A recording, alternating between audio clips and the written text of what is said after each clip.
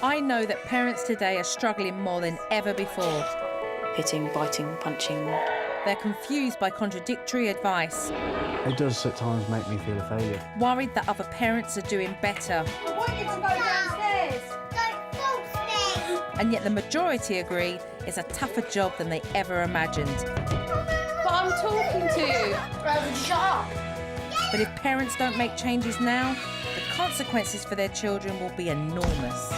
You're the worst parents in the history of parents. So that's why this year I'm stepping up my game. I'm offering more help to more parents, tackling more parental issues. What are you doing? I'm still going to be visiting the homes of families Who are really struggling. But you're full of hot air. You might as well be blown into a balloon. But I'm also hitting the road with advice for all on the parenting problems everyone faces. If you can trust me for 5 days, you will have this nipped in the bud. How can I get them to be tidier at home? 49 minutes a day. That's all the quality time the average kid gets with their mum and dad. Parents, this is your wake-up call. What do you think this actual video is about, though? Child abuse. Do you think it's about child abuse? Neglect. I'll show you the small changes that'll make a huge difference. I've a lot of work to do, but I'm not shy of hard work.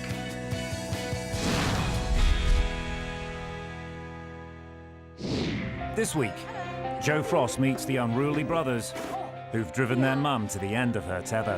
I sometimes hate my children because I just can't take how they are. Helps a young girl who won't stop scarring herself.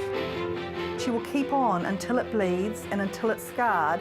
You know, those marks are quite visible. And back on the road, she's tackling the parenting problems of Britain's hard-pressed mums and dads. If she doesn't eat her dinner, give her nothing then for the rest of the night, that's it. No.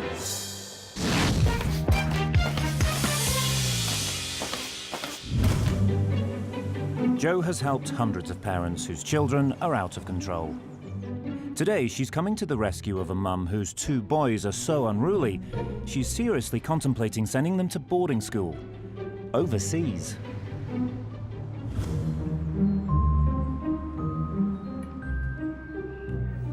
You only make some crying, Dad. Wait here in the corner. 6-year-old Tashan and 4-year-old Deanne are constantly fighting and throwing temper tantrums. Oh, Leanne. It's getting to a stage where we can't control them and they're more or less controlling us, fighting each other, shouting and screaming. It's very bad.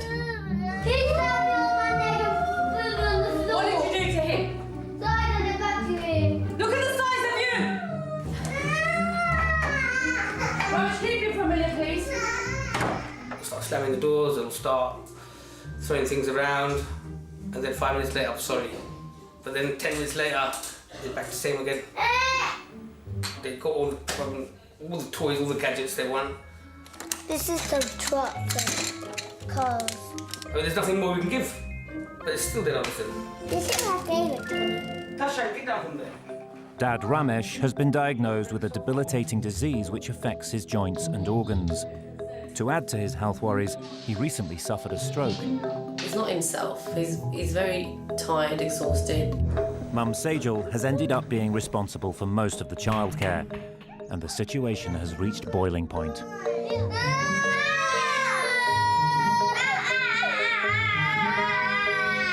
It is difficult, and most of the time I'm on my own. I'm looking after everyone and everybody. Doesn't tidy it up. I hate being like this, and I hate being in this situation, and I sometimes hate my children because I just can't take how they are. With a sick husband and 2 rebellious boys to take care of, Sejal is contemplating drastic action. They've got no respect for us, and I am considering Tasha, definitely. Dion, I'm thinking of sending to boarding school in India. Hello. Hello. Pleasure to meet you, Joe. Sejal. Hi. Hi, Ramesh. Can I come in? Come in. Thank you very much. You've been through the wars, haven't you? Yes, I have. Right? What was you doing before your illnesses? What's had to come out of your life? Quite a lot of things. Can't really do my normal things which I used to do before. Go out, go to restaurants quite a lot of times, play with the kids. So you feel like a single parent? I just feel as if I just can't take anymore. They threaten you. they start hitting themselves. They're DVD players. They'll just smash them up, or they'll just chuck it, like, no respect for anything. What do you do for discipline? There is no discipline in this house. Is there just threats then? Threats that they're I going to go go and after put them in the boarding room, school? they come back out, I put them back in there, they come back out. And then obviously I'm tired as well, so I give up. I suppose it's my fault as well. What is it that kids really want? Play, toys. In your house, yeah. Love and attention. Do they get that? Yeah, look at that. How?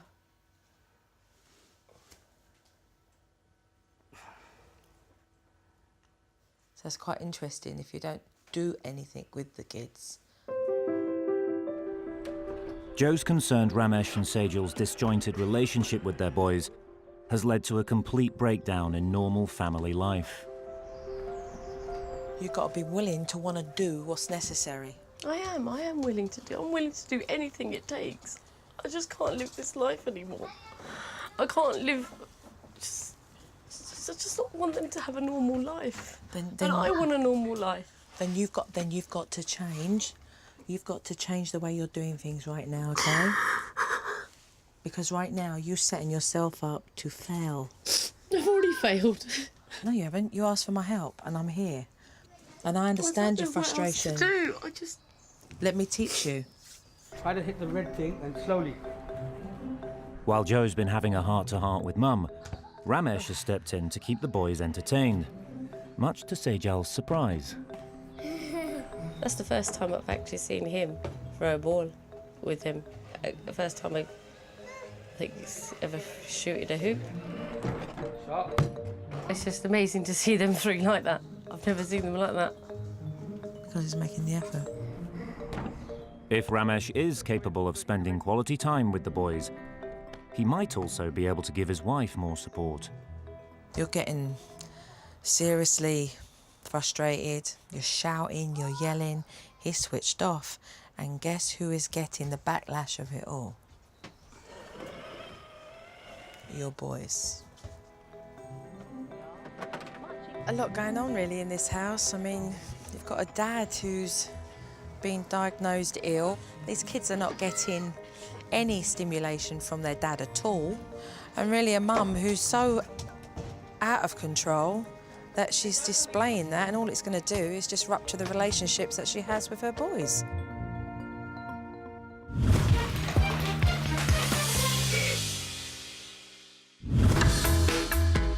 Joe's not only visiting families at home, she's also hitting the road, inviting mums and dads to walk in with their problems. Hi, everyone. Joe will be put on the spot. We just cannot get him to sleep in his room. It's so boisterous all the time. It's embarrassing to go out. Daniel loves the naughty stick. And she'll be tackling the most common parenting problems head-on, with some straight-talking, one-on-one advice. Listen to what I'm telling you, OK? What's your name, love? Ethan, pleased to meet you. I'm Joe. Hi, and how old are you? 8. You're 8. He has a really bad tone of voice. He's not naughty with what he says or anything, but Yeah. I want to know how you can change a tone of voice that actually become his habit. Where do you think he got it from? Me, most probably. Really? I'm honest, especially with me. You know that old saying, monkey see, monkey do? Yeah. Right? He mirrors your attitude, he mirrors your tone of voice, you know, he mirrors everything you do. So when he behaves that way, it is rude behaviour and it does need to be dealt with, but you've got to look at yourself as well. If you shape up the way you communicate with Ethan, then you set a really good example, because this is a very impressionable age. Yeah. And when he becomes a preteen, if it's not nipped in the bud, it just gets worse. Next to ask for help from the nation's favourite nanny is Jane. Like many mums, she's worried her little boy is getting a bit too boisterous. 7-year-old Jake loves watching wrestling on TV. The problem is, he started using the family living room as the ring, and his sister as a stand-in for the Rock. He's getting so big, he's so strong. If I try and hold him to pull him, to stop him, he throws me, literally. So it's getting to the stage where it's getting scary now, because obviously he's bigger. It would be good for him to go and learn a sport. And now what he needs to learn is recognising that sport is kept in an arena. You watch WWE, you know, you watch all the boxing, there are rules for that. So if he's going to wrestle because he's watched it and he really loves it, OK, you put the set of rules in. All right, when somebody says stop, it means stop. Mum Rachel also wants to show Joe her son's disruptive behaviour. You're looking at me and talking to me like you're dirt and rubbish. I'm not. You am. Selfie. This sort of backchat would be unacceptable coming from a teenager. I'm a smiling nine. Whatever. Don't care. Neither do I. Let alone a 6-year-old like Brandon. You're so indeed. And Mum Rachel has had enough. Brandon comes across sometimes that even though the authority bit's there, he just has to go that one step further and that one step further, and I just get tired. You know why? Because he's saying, do something about it, Mum. Bickering back and fro, it's playing tennis. Takes two to play tennis, right? Yeah, and I must admit I am bad for that. When he carries on, you ignore. Walk away. What he's not learning is that there is certain behaviour that you won't tolerate. Right. So you have to have rules and you have to follow through on your consequences. Right. If your kids have attitude and won't do what they're told, don't lose your cool, as it will only encourage them to wind you up more. Instead, please be the adult and address the issue in a calm voice and walk away. And when the dust has settled, explain why their behaviour was unacceptable and stipulate the consequences. When it comes to raising kids, Joe Frost knows that even the most common problems can sometimes have extreme consequences. She's visiting one such little girl who's doing herself permanent damage.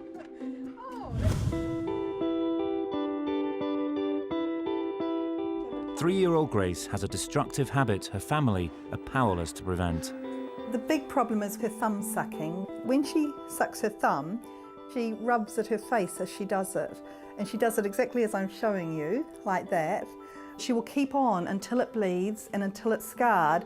And if you do get a break where one begins to heal, all she does is switch to the other side.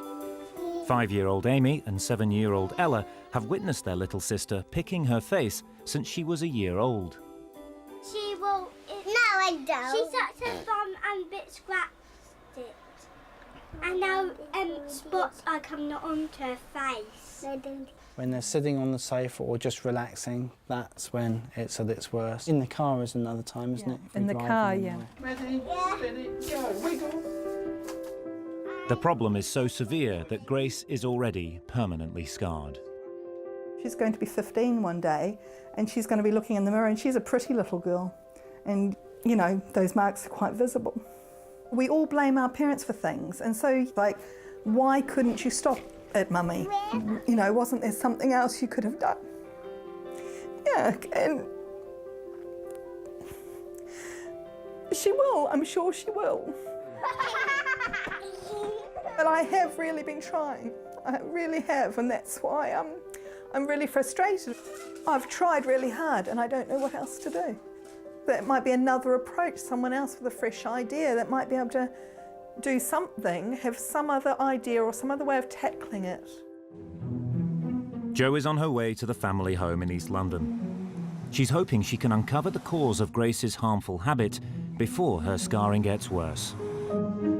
Hello, how are you? Nice to meet you. Pleased to meet you. And how old are you? 5. You're 5. I'm the littlest sister. You're the littlest one, are you? Hi, Ella. Nice to meet you. How are you? Ella, talk to Super Nanny. Let's talk about Grace. She has got more scars than you can almost count, actually, because she's reopened many of them. Some of them are scars on top of scars. It's become a habit. She can't help it. It's part of what she does. Yeah. What have we tried for Grace? We've tried positive things like doing a reward chart and doing some stars and trying, like, keep your thumb out, good girl, try and take it out, good girl. Grace isn't the only child in the family causing concern. Eldest sister Ella has her own worrying habit. She sucks her fingers or she sucks the hair? The fingers, and the hair sort of goes over the top. She's 7 now, and it's like, come on, you've just got to stop it now. A 2-3-year-old maybe, but can I ask you, what have you tried with Ella? I've tried painting her fingernails with that vial. Didn't do Okay. anything. Keeping them busy is the only thing that has worked at all. Drawing all the time or playing some kind of game. Unless you're right there, ready to get them out, they're going back in. When she was very little, I just thought, oh, it's a funny habit, it'll stop. She was born prematurely, about 10 months prematurely, so she's had some delayed development. Yes. She's still catching up. She also had a lot of speech and language delay as well. Yes. And I think that escalated the finger sucking because she'd get upset. Yeah, she was upset, and sometimes you sort of thought, we'll sort of leave her alone. I know I have to stop these things. I've really made an effort, but you're so grateful they're just there. And you think she's healthy and she's fine. The baby before her was born prematurely and he died. And so, you know, for a long time I felt she's alive, just leave her alone. I'm so you know. sorry to hear that. Yeah, no, but do you know what I mean? It's like, she's alive, so these other things I can put up with, a little bit of thumb sucking. Joe's concerned Ella's finger sucking could be setting a bad example for Grace. Most children this age will mimic and look up to the older ones. I think it reminds her sometimes when Ella starts to do this, she thinks, oh yeah. Well, it's mimic. I think it's just mimicking behaviour. So very interesting that the eldest and the youngest have these habitual traits of thumb sucking and face picking. Before Ella was born, there was a massive tragedy of losing a child. And that led her parents to handle situations with Ella in the way that you would with a younger child. For Joe, the challenge now is to tackle older sister Ella's finger sucking, so Grace doesn't have anyone to copy.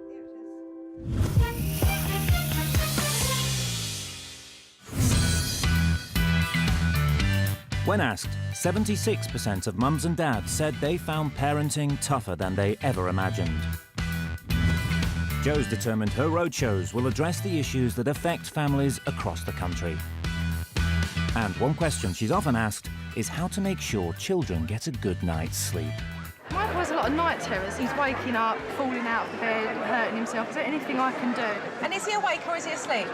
His eyes are open, but I think he's asleep. When he's having that, there's no psychological damage. I know, but you know, seeing him like it's so horrible. What I would do is look at how you relax and wind him down in the night time. And he will grow out of it. Up next are Mum Sian and Dad David.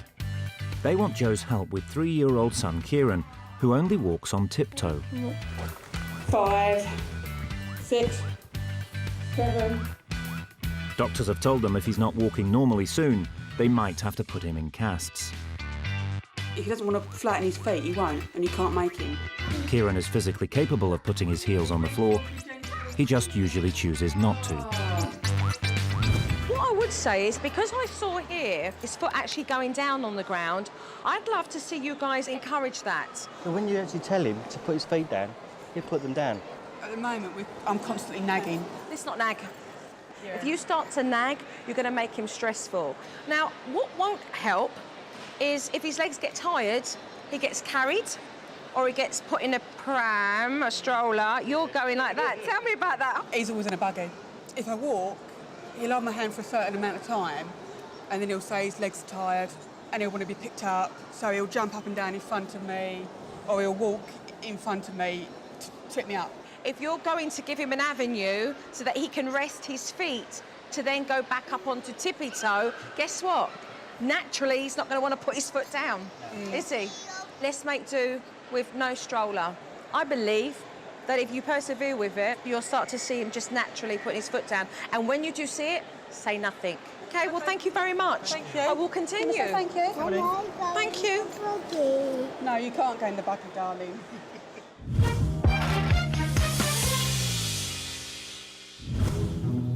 Joe is helping a mother with a sick husband and 2 sons so out of control, she's considering packing them off to a boarding school in India. I don't want them to have a normal life.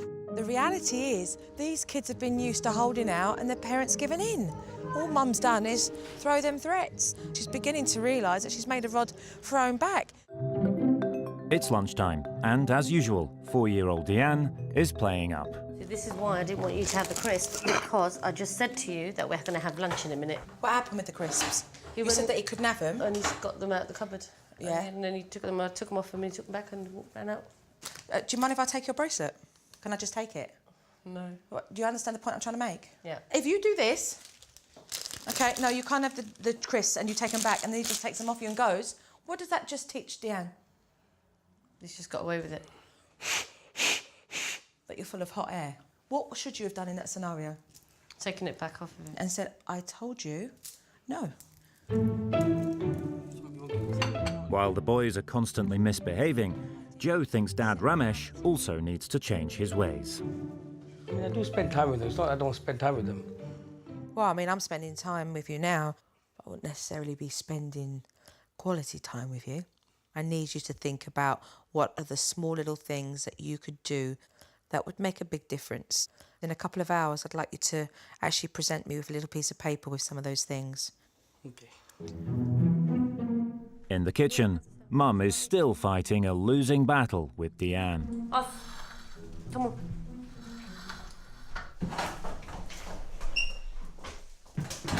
Okay, so he's fighting you. Okay, keep your hands. Turn around and look at me while I'm talking to you, because if you show me this disrespect, you will be going straight into timeout. Turn around and look at me when I'm talking to you, please. Turn around and look at me when I'm talking to you, please.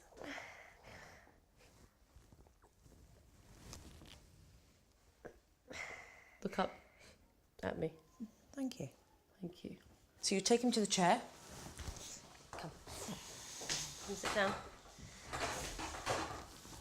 Up, you get.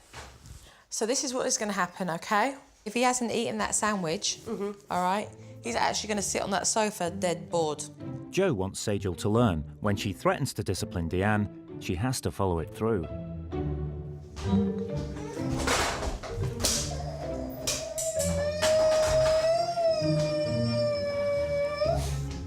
Carry through. He has to feel it, obviously. So be it. There you go. Stay here.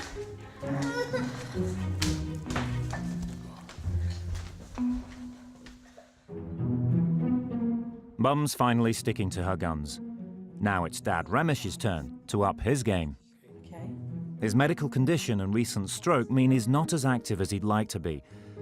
So Joe's asked him to write down a list of ways he can be more involved with the boys. Try sitting with them through their homework. Now, because you have the restrictions physically, what you can do is be interactive with them mentally. Ramesh has decided to put his new list into action straight away. I thought I was like dreaming for a minute. What's the next one say? I know that. Today, Dad's realised that he needs to do a little bit more, just to walk into this study and say that he's prepared to do the homework and let me take over. I thought she was going to burst into tears. It's the support, it's the little things that count. It's the little things that count. With Dad starting to spend time with Tashan, Mum can concentrate on cracking younger brother Deanne's disobedience. Come on, dear. Go and tidy up your toys. Who's going to tidy them up, then? Do you want time out? Hey? Do you want time out again? Right. If you don't want to tidy your toys. Sejal's following Joe's advice and has learnt not to back down when he throws a tantrum. You're sitting here for time out because you don't want to go outside and tidy your toys.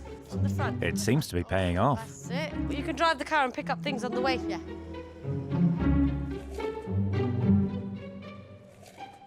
Good boy, you're listening to Mummy. Mummy's really proud of you because you're listening. You've done your homework? Oh, done, my little baby. Good boy. See? See how good you are?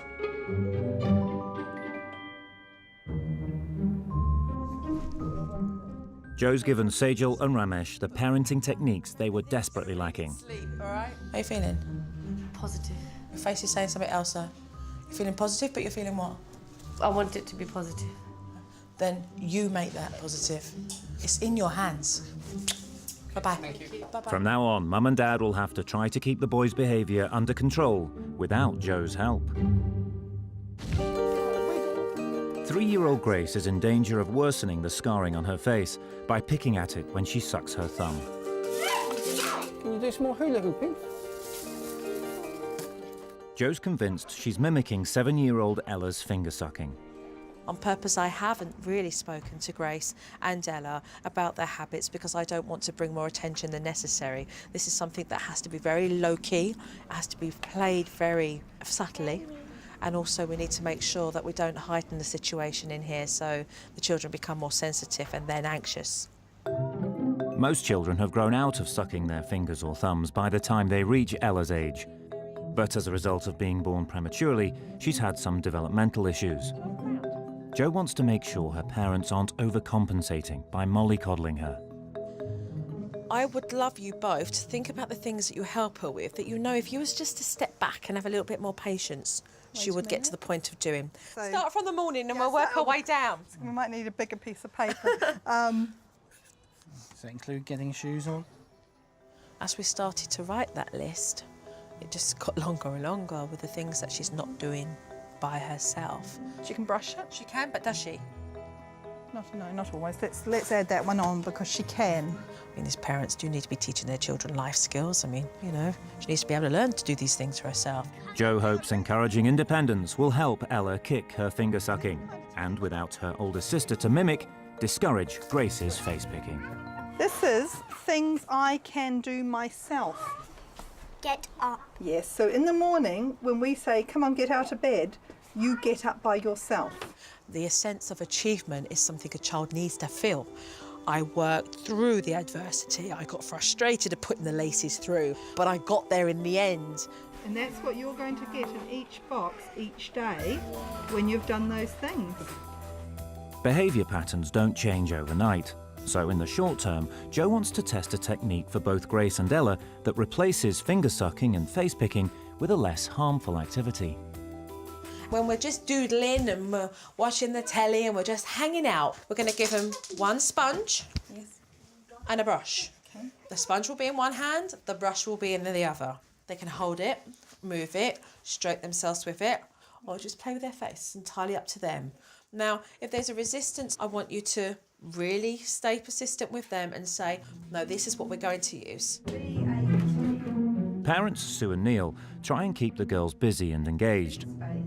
When they're less stimulated, Ella and Grace are more likely to take comfort in their habits. So Jo wants to put her technique to the test while they're sat in front of the TV. And you can rub it on your cheeks and on your nose. It's for rubbing on our feet. Yes, and that's it. Lovely. This kind of habit gives a pleasure. There's a sensation behind that feels comforting and feels nice. Trying to break that with these kids by using the sponges and the brushes is just a replacement, because those things can be replaced and they can be thrown away after. Ella is responding well, but Grace still prefers to pick her face. You know what to do now. Right now what you're receiving is just obstinate, defiant behaviour, okay, which means that you're going to have to step up with some authority. To break the girls' habits, Sue and Neil need to be firm with discipline. Grace is put into a time-out. We asked you, and you've been naughty. You stay on the stairs for 3 minutes.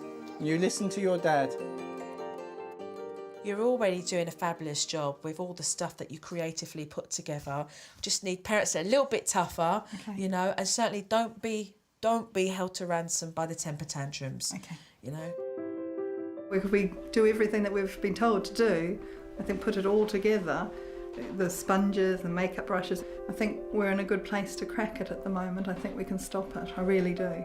Sue and Neil are determined to help Ella mature and stop Grace scarring herself. Thank you for inviting me. Thank Really, you. really Thank you for appreciate it. inviting me. Bye-bye. The question is, can they succeed?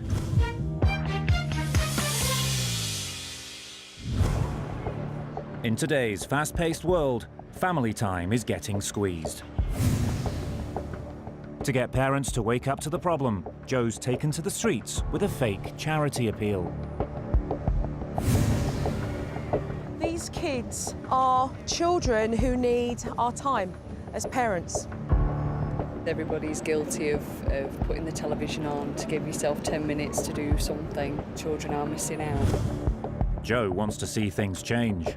In 2009, a survey was done that showed that 1 in 3 kids spend less than an hour a day outside having fun. That's less than a prisoner gets every day and less time than somebody walking their dog. Are we raising a generation of captive kids? Jo's come to a school in North London that's agreed to take part in a scientific test to see firsthand how the lack of outdoor play is affecting kids. From what I see in the playground, in the 10 years I've been here, I've seen it get worse every year. You can see that they're not playing outside at home. A lot of them, all they know how to do is fight. They can't throw a ball properly, they can't catch. A lot of them, when they're trying to catch, they're shying away from the ball. When I was a kid, I'd be running around, I'd be skipping, I'd be hopping, I'd be jumping. I mean, are you seeing any of that today? No, they don't have the motor skills to hop. They can't skip, they don't know how to skip. Their feet are all over the place. Jo has invited Dr. Lawrence Foweather, a leading expert in paediatric exercise science, to assess the children. Good morning, everyone. Right, today we're going to look at how skillful you are, OK? So, Dr. Foweather, you're doing a big test today. Tell me exactly what you're doing. Well, today we're looking at 8 fundamental movement skills. So we're looking at 4 locomotor skills, and then we're also looking at 4 object control skills. 2 sets of children are being tested, 5-year-olds and 9-year-olds. These tests include hopping for 15 metres,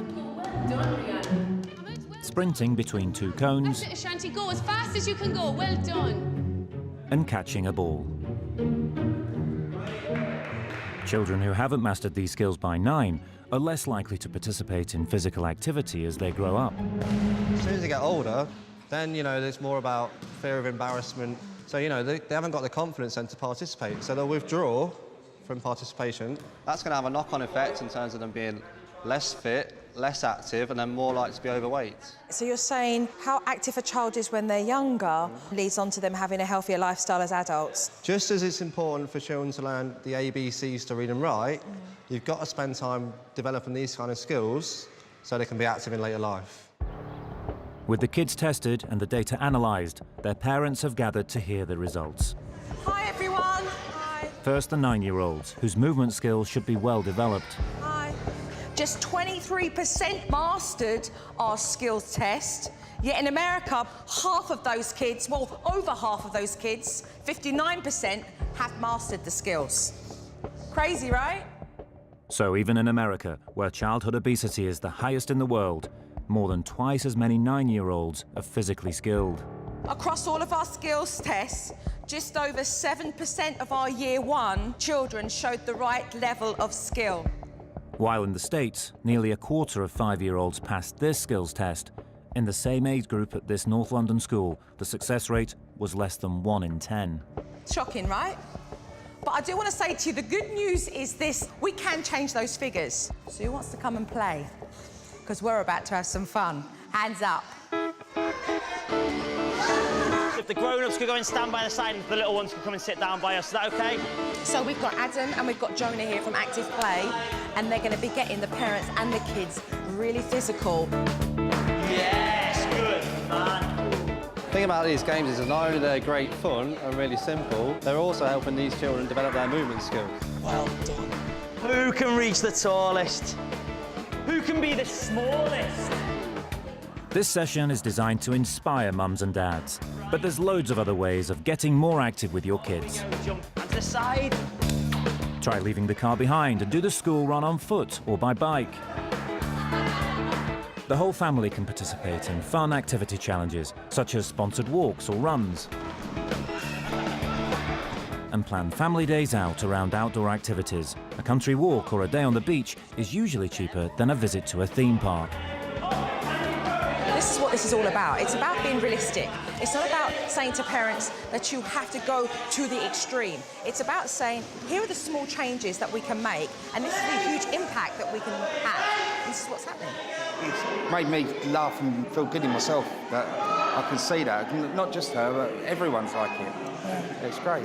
I am absolutely knackered. I'm absolutely knackered, and it's so much fun. I need to spend more time outside with them.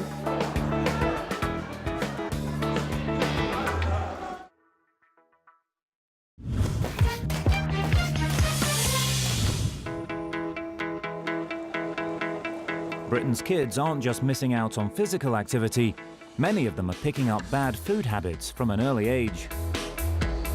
At the moment, she's only having pasta. All she'll turn around and say is, don't like that, don't want that, not, you know, she'll just throw it back at us. So what's your problem here? My daughter's an extremely fussy eater. She's 2.5 and we'll basically only eat variations of potato. Okay. This lady spoke about fussy eating. We create fussy eaters and picky eaters because we believe when a really young child tells us that they don't like something, that they really don't like it. And actually, the truth behind it all is that they've decided that they don't actually want it at that particular time. So making sure that your child is trying the same food over 12 to 15 times allows your child to recognise, OK, that you're not going to back down every time they push the plate and decide that they don't want anything more to eat. Another little girl whose mum is worried about her eating habits is 5-year-old Grace. We're having fish fingers, mashed potato and peas. I hate fish fingers and mashed potato and peas. She's an extremely fussy eater who constantly refuses meals and will only eat snacks. It all started really when she was about 15 months old. Right. And she had a tummy bug, and then obviously she stopped eating, and then when she started eating again, it was very faddy. You then just gave her the foods that she did want to eat. She likes cheese, and there are a few biscuits that she will eat, like she'll eat chocolate chip cookies. It's just got worse and worse and worse. OK, so she's got into a bad habit, OK, of eating those foods only purely because you give them to her. I'd take her back a stage. In other words, don't put one big lump of broccoli on the plate and start separating all the foods. Mix it up so that you're doing foods that are together rather than separate. You know, and start off with the foods that I would say are sweeter, which are root vegetables. Yeah. And don't give snacks in between And right now. don't give her anything. No So snacks in between. If she doesn't eat her dinner, give her nothing then for the rest of the night, that's it. No, none of the other stuff. It's a battle of wills, really, at this moment. So go home and do it. If your child is a picky eater, it's important not to give in to too many requests at meal times. And don't forget, lead by example. Sit down to eat with your child. Jo's on the road, bringing practical parenting advice to Britain's hard-pressed families. As parents often discover, children sometimes develop irrational fears. Dina is very uncomfortable because there's a balloon all the way over there. No, there are thousands of them everywhere. There are people everywhere. There are small children, which I hate. In the case of 14-year-old Medina, a crippling phobia of balloons has haunted her for almost 10 years. You have globophobia, which is a fear of balloons. Yes. Any type of balloon, or is it a particular balloon? Most types of balloons. The kinds that have foil inside, they're not as bad. Can you explain why the rubber ones make you more nervous than the helium balloons? They're more likely to pop, whereas the foil ones, they're more likely to just deflate. Looking at it logically, it's less of a threat. Actually, it's not the actual fear of the balloon, but the noise. But the threat and the fear of them popping. Yes. Now, it also says that you have a phobia of fireworks. I don't like flashes, I don't like car doors slamming. They make you jumpy, make you feel nervous. Yes, extremely on edge and cautious all the time, having to like this, like a frightened rabbit. And how long have you had this phobia? Since I was 5. 5. And can you date back to anything and recollect any kind of history? I can tell you the exact story. All right, let's go. It was a girl at my school. It was her 5th birthday party. My mum left and she said, "Oh, goodbye," and I was like, "Oh, you're leaving," and I was worried about that. Her uncle, I think it was, he came out of nowhere and with loads of balloons and just started popping them, and it was just everywhere. And what's going on? Where's my mum? I need a hug. No one really noticed that I was in distress until a bit later. What I don't want you to feel, and I think it's important for your mum to know this, okay, that your mum didn't mean to go off and leave you at the party. Of course. But it happened and it made you feel that way. And it escalated because you didn't know how to handle it or to take care of it. So now it's become problematic for you. My advice would be to you, I'm not a specialist in dealing with phobias, but I certainly understand behavioural patterns. And I believe with good cognitive behavioural therapy that you could push through this and come out the other end. That'd be good. Okay? Are you both willing to do that? Yes, of course. Marvellous. Brothers Tashan and Deanne's behaviour had got so bad, Mum Sejal was considering sending them to boarding school in India. Yay! Calling Joe in to help was the last chance to restore normal family life.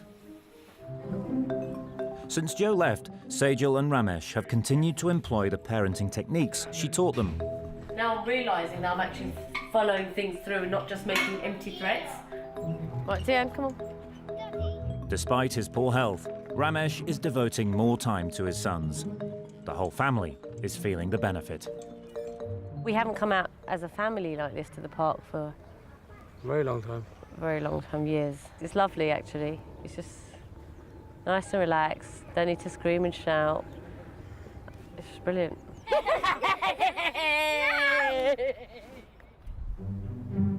Come on, bedtime. But come the evening, it's a different story. Deanne has found a new way to agitate Mum and Dad, refusing to go to bed. Get in your bed. Oi! Stop that. I need more advice on how to get them to bed and make sure they stay in bed. In bed. Go to sleep. There we go.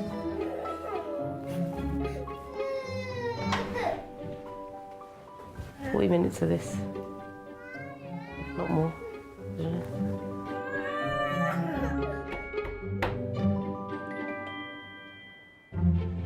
With Sejal struggling to get Deanne down for the night, Joe's decided to step in with some emergency advice. You could do the stay in bed technique with him. When he comes out the first time, say to him, it's bedtime, darling.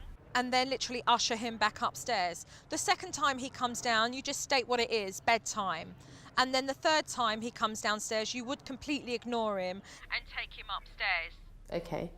He needs to learn the transition of day and night. He needs to realise that it can't be another kiss another cuddle. And if you don't listen, and do as you're told, there is going to be a consequence tomorrow. You will lose out on having your fun in the afternoon. don't let it slip because it's taking you to A place that's better and better every day. Okay then, thanks a lot. Thank you very much for your help. Thanks, take care, bye.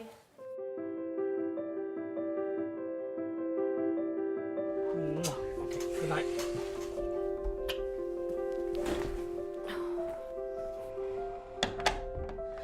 Children are fast asleep and time for me to chill out and I get my time now. Yeah. I was at my wit's end before Joe came. I was ready to, I don't know what, I was ready to give it, chuck it all in, walk away. I was ready to do so many different things all at once. And now, it could be 2 hours of silence and I'll be happy.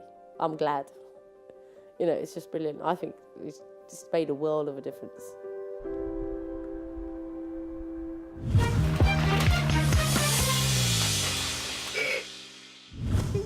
Three-year-old Grace's habit of picking her face while sucking her thumb is a result of mimicking older sister Ella. It's been on this before. Joe's given Ella a reward chart to encourage her to become more independent and grow out of her finger-sucking. The hope is Grace will follow suit. Since Joe's come, I've noticed with Ella that she's aware of the things we expect of her. We got a bit tougher with her and a bit clearer about it all, and we just really knuckled down and made a big effort with her. How are you doing, Madam Moo? And Mum Sue's hard work is paying off. Ella has stopped sucking in the daytime. That we've been battling for years. But has Grace been able to follow her big sister's example? When we'd sit down to watch TV, Ella would do this thing and Grace would see it and the thumb would go in. Whereas it's just not that extra reminder, which is, I think, a big reason why Grace is doing it less and less. That baby me. Grace's face is so improved. Everyone who knows her has been commenting, going down to school, people have said, her face is looking good.